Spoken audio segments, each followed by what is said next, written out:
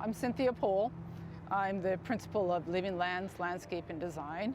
We're an ecological landscaping company, and I'm also a green roof professional, accredited through Green Roofs for Healthy Cities, which is North America's nonprofit association for green roofs and living walls. Generally, they're called green roofs or living roofs, or this roof in particular, this is a biodiverse green roof. So another term you might hear out there is eco roof when you're talking about a biodiverse green roof. They all relate to a living system on a rooftop. So there's a lot of different ways of describing it. Personally, I don't like calling them gardens. I think they're more like living systems, especially when you're designing the biodiverse green roofs. So with this green roof, I was lucky enough that George Berry, he knew of the work that I did at the Ellis Bird Farm. So he contacted me directly and said, do you think you can do the work that you've done on the ground, which is basic designing and building ecologically holistic landscapes? He said, do you think you could do that on a rooftop? And at that point, I hadn't done it before. And so I said, yeah, I think I could. Because I had a lot of understanding of, I had worked in the greenhouse industry, I had a lot of understanding of working with there's a substrate here, we're not working with real soil here, so I had a lot of understanding of how to work with growing mediums. And I had a lot of understanding of our indigenous plant materials and building habitat and wildlife. And so we went on this journey together. And George has been, and his whole firm have been wonderful people to work for because they're very open. Like, they knew this was the first time I'd ever done it. And so I proposed ideas and I said, but I'm not positive how it'll turn out. And they're like, try it. If it doesn't work, we'll change it. Like, that is an ideal scenario, and I was extremely lucky to get that right off the bat. That's not always going to be the case, and I realize that, but it was great for Red Deer, and it was great for building an example of a biodiverse green roof, one of the first in Alberta here, right in the urban core of the city as well. So, and even the location of the building itself is ideal, because if we just look behind me, you can see the entrance into the downtown, and you can see the downtown archway. So, it makes for great photographs and a great setting to really talk about how green roofs can bring nature right back into the core of the city. So there's so many benefits to green roofs, and there's so many reasons why you would want to do that. So one of them, of course, when you're looking at biodiverse green roofs, is biodiversity. So we are losing a lot of biodiversity all across the globe, unfortunately, every day. So this is a way, we've now proven with this project that we can bring back the spaces, indigenous plant material, and the insects and birds that coexist with them. We can bring that back into the urban core on rooftops.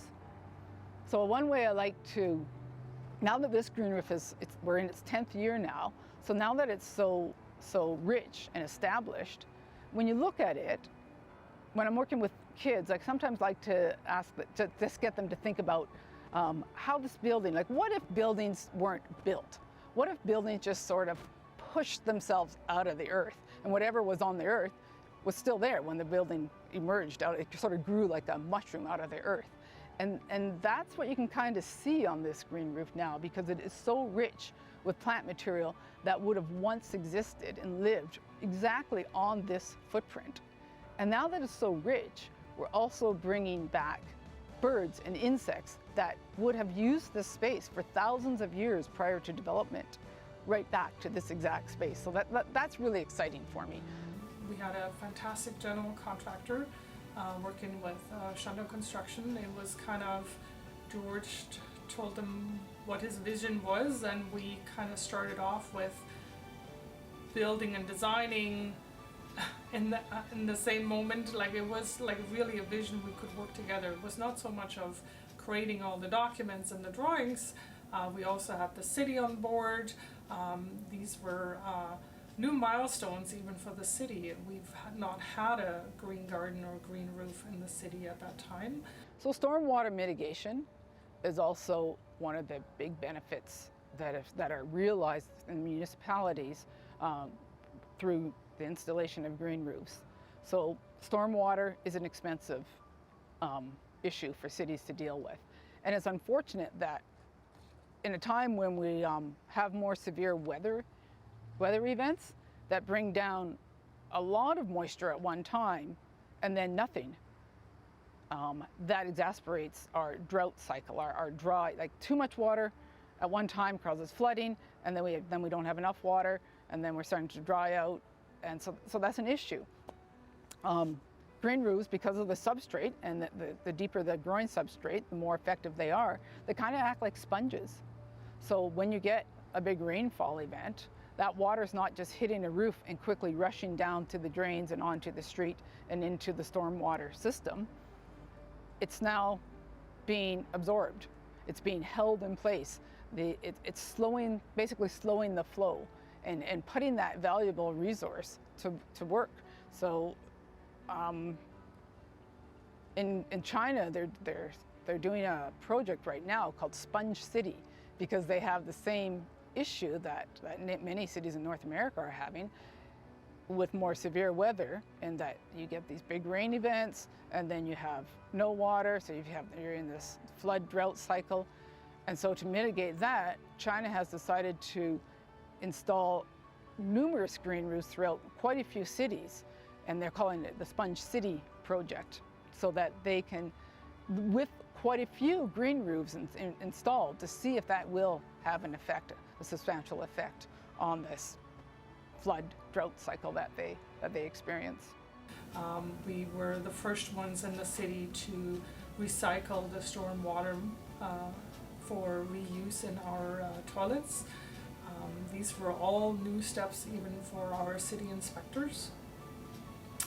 The process was smooth. Everybody was on board. We had our consultants, mechanical, electrical consultants.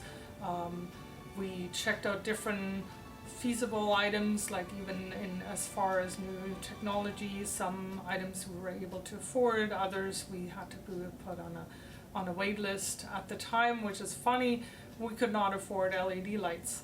They were too early. That was in 2010. But then we did do, for example, the piping for our recycled water system.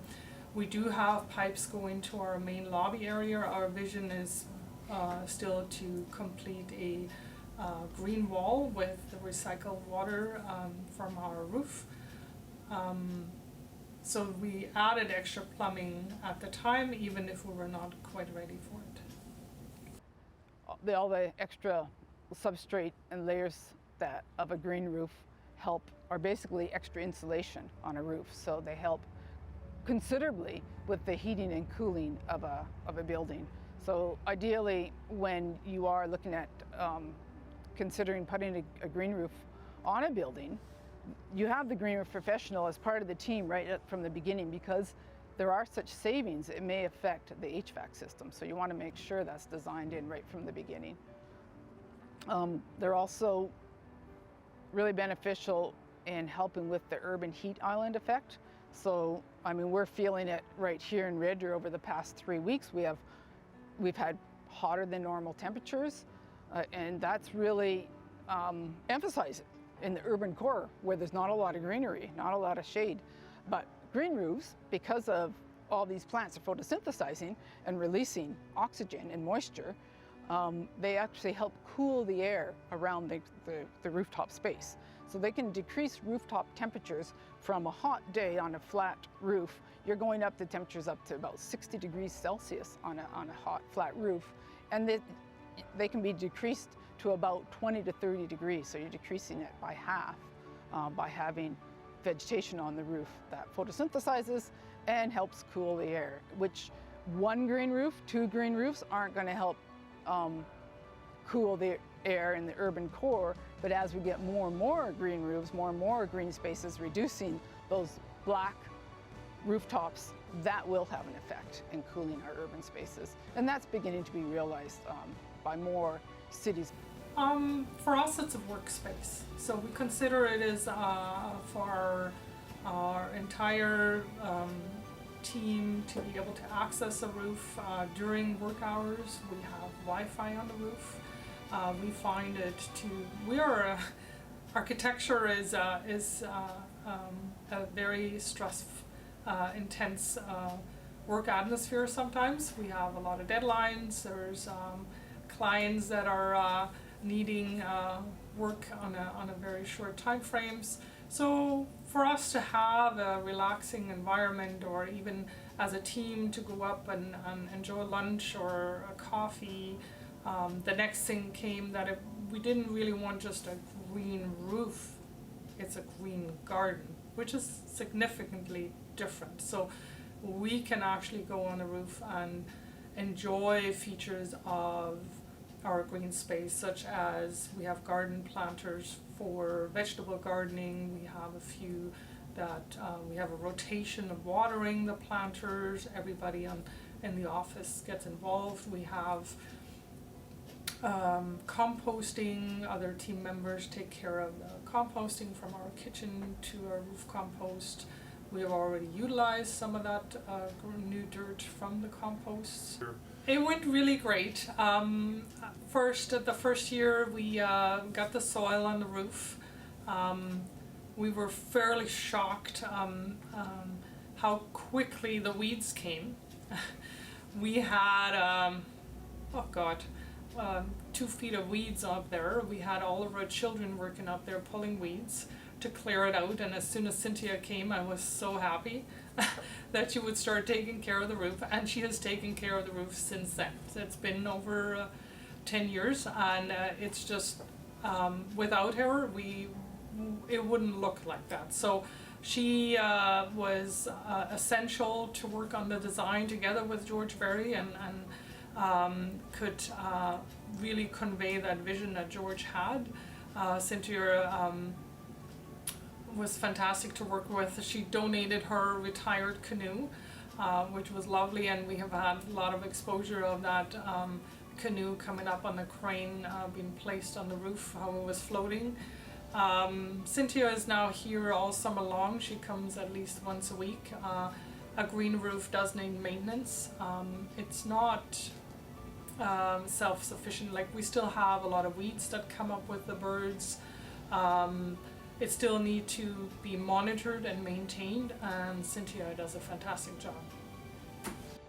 So my training was at Olds College through the Journeyman Landscape Gardener program. And all through that program, my main interest was working with Indigenous plant material and doing so in a way that wasn't reliant on any use of chemicals. And then being able to show that and work with that concept. And so when I finished my training, I was offered the position at the Ellis Bird Farm, which was very much in line with those ideals. So I said, yeah, okay, yes, this will work.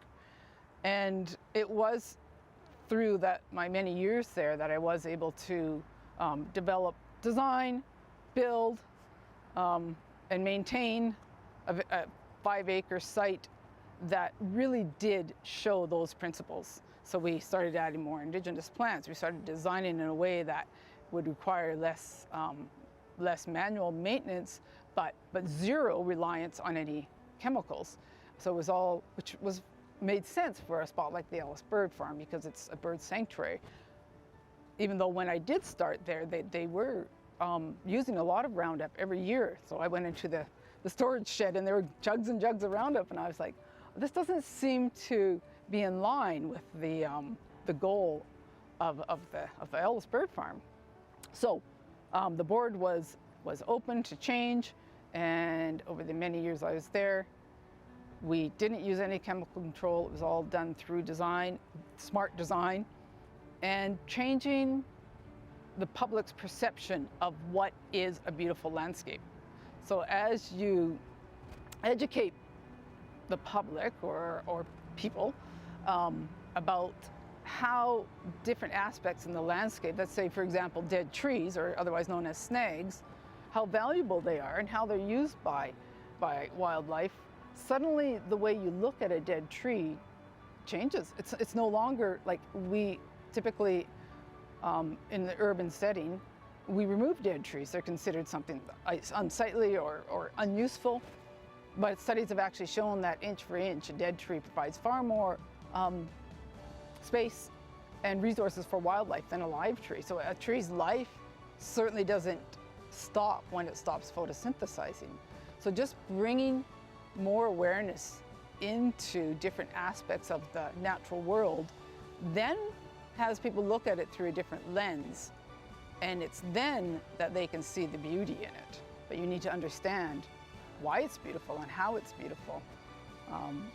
So that was fun. That was, and I continued to, that was fun to share that and develop designs that showcase that at the Ellis Bird Farm. And then I continued to do that even in this space and every space that I design, because it's essential. Like it's part of, the designs that I work on, I do them as holistically as possible, taking into account layers of time, culture, the space, who's using the space, who used it in the past, who could use it in the future. So try to work it as holistically as possible. And you can never cover it all, but you try. But the goal is to attempt to.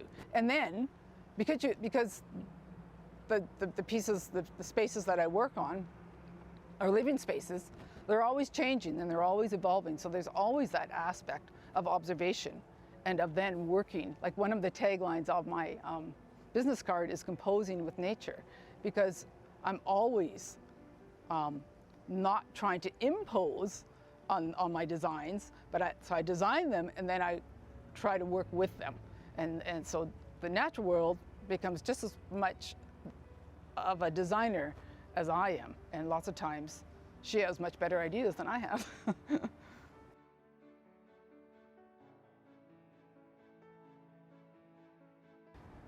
I guess it's the love of the natural world. You know, when I think about what our world would look like if we don't have the keystone systems, animals, plants that hold it all together, it'd be a very different world than what we're living in now. And this world has brought me so much joy. The natural world has brought me so much joy every single day. Like, I live in the rural setting, and I've had the great fortune of walking on a lot of land that has never been broken by the plow. So I've been able to observe and over the years start to understand the complex and beautiful relationships that exist between plants and animals that have evolved over tens of thousands of years. And then in the contrast, I've worked on large-scale farms where those relationships and that amazing amount of natural knowledge and evolution has been destroyed. And so I've seen the contrast, I've seen both. And I, by far, prefer the rich biodiversity that evolved over thousands of years and that sustains the natural systems and life on Earth. And so it comes right down to the basics of trying to do my part to help sustain this natural world that sustains us and, you know, all of the other species that don't have a voice. Hey girl? Yeah. She's a good gardening mate. Loves to dig. Okay. She walks slow.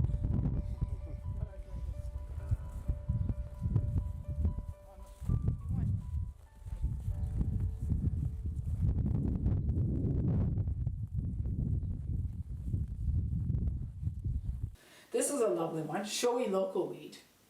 So showy local weed is not indigenous right to this area, but it could be. It's just not right to this farm. It does like quite hot, dry areas. So if you, a dry island buffalo jump, which is not far from here, you'd see it there. And this one here, it's getting its first true leaf. So these little leaves they're not called true leaves, they're just the first leaf that comes up. And they're basically they're almost always just like little round leaves.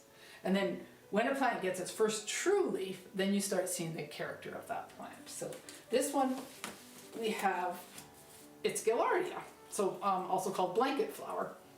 Great pollinator plant. This one you still see growing in the ditches. Lots of people call it brown-eyed Susan, but there's lots of different common names for these plants, which is why I always use the Latin name. And this is Gaillardia aristata. Known as blanket flower. So you can see the true leaf is this long leaf. And then you can start seeing more of the character of the plant. So a nice long leaf here. Now this next one we have here is, I believe, tobacco. So this is not native to here, although tobacco is also often, almost always used by indigenous communities as offering. It's not native to this area, but I still grow it. And it's not hardy either. This is not a perennial. And then we just have a bunch of leeks because we like leeks. Leeks are not native. It's one that we started last year. At this time I was doing design charrettes with them. So with there's a group of teachers that are really interested in the project, and then there's a small group of students.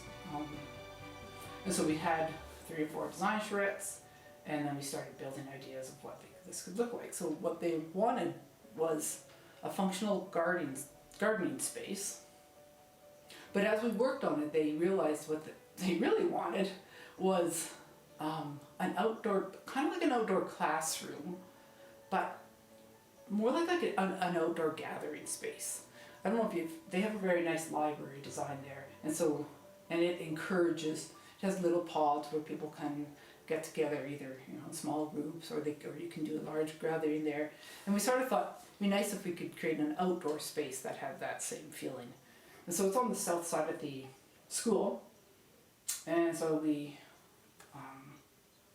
played with a few ideas of how we could get that feeling, yet still have the ability for them to do some gardening.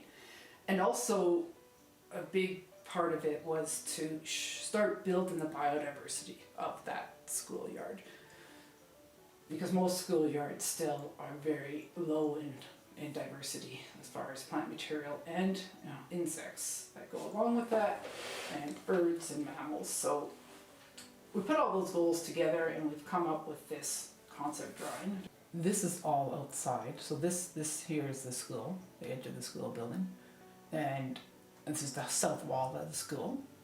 It has one main entrance out here, one here, and one here. The goal was also to create an area that would be used by the community. So during the summer months when the school's not there, just have a beautiful area that people could spend time in nature, just being or picnicking or having meetings. And so after a few charrettes and a few iterations of coming up with different ideas for the design, we came up with this one. Right against the school, because it's going to be really hot, it'd be an ideal spot to grow grapes because they do want to be growing some food crops. Then these flower shapes here, these are raised planters, galvanized troughs. Luckily you can get them in different shapes, so we can actually create those flower shapes, sort of like that idea here.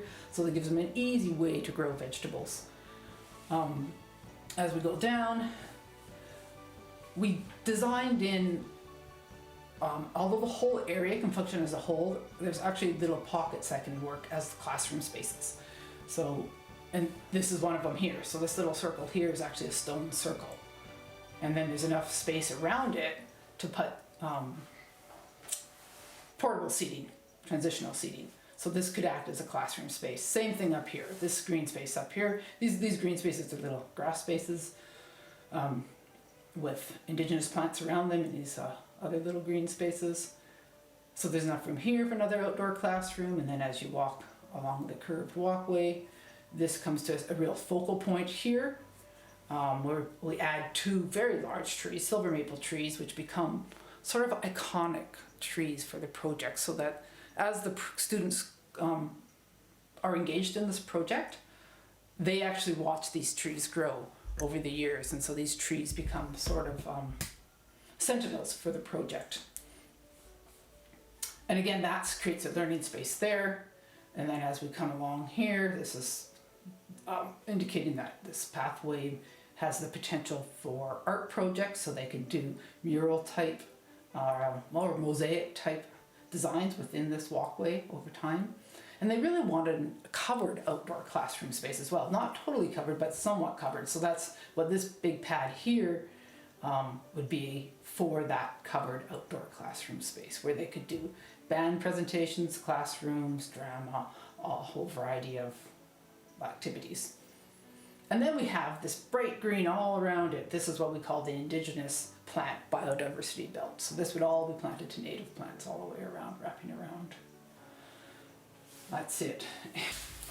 Last year at this time, I was building a pollinator hotel in the shop, and it was for the Fairview's new pollinator garden. So they hired us to build a pollinator hotel, and this was the brochure that we created to go along with the hotel. So this was the hotel itself, and this some of the details on the hotel. And most importantly, this hotel was built to the new design recommendations for building pollinator hotels, because you'll still see it. A lot of the pollinator hotels out there have a lot of cavities really close together, but research is finding that creating so many potential cavity spaces, that especially when in warmer climates like the East Coast or Ontario, or the West Coast or Ontario, if you have a lot of cavity spaces, they all get used. That doesn't normally happen here, where it's a little bit cooler.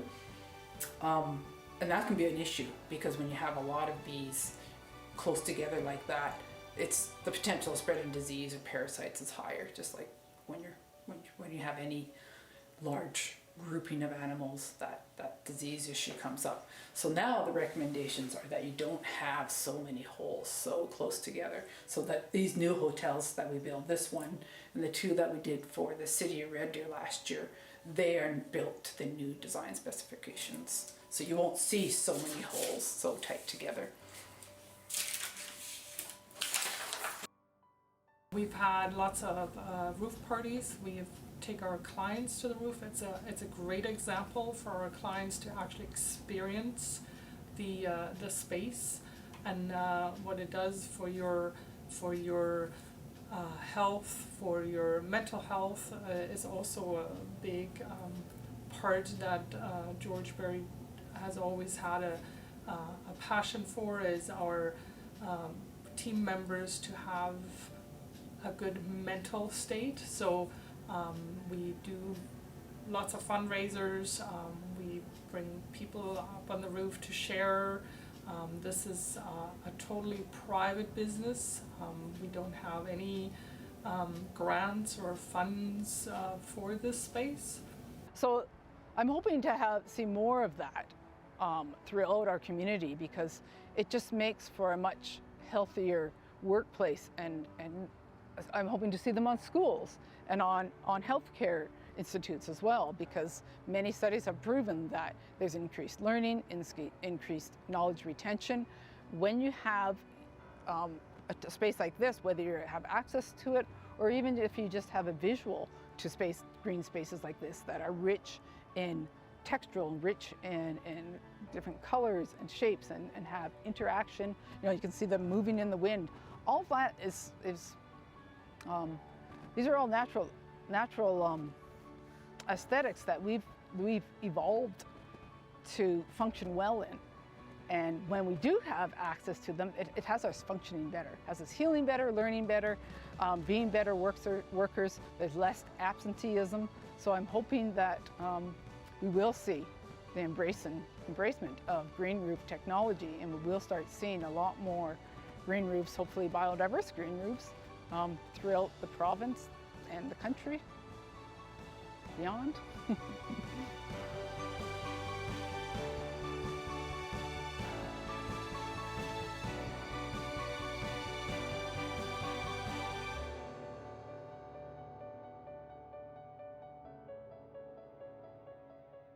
Well, the green roof industry is a growing industry, and it has been over the past 20 years, and that's globally. So there is more awareness of the benefits of green roofs, and there's always new technology with green roofs as well to make them even more high functioning. And so I'm hoping, and I'm quite sure that we will start seeing more green roofs across the globe, and I'm hopefully we'll see more green roofs in Alberta as well.